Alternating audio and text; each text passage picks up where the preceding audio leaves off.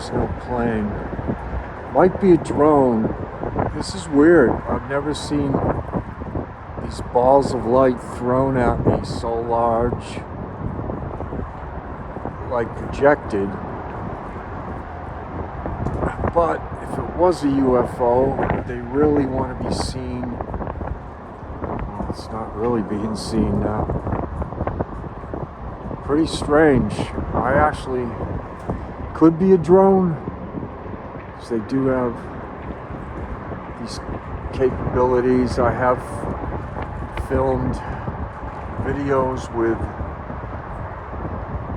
these balls in the sky of light, and there's another one.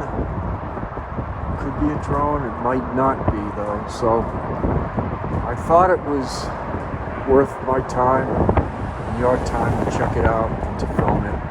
And we're running really into all kinds of light here. Let me bring this down. Oh, there we go.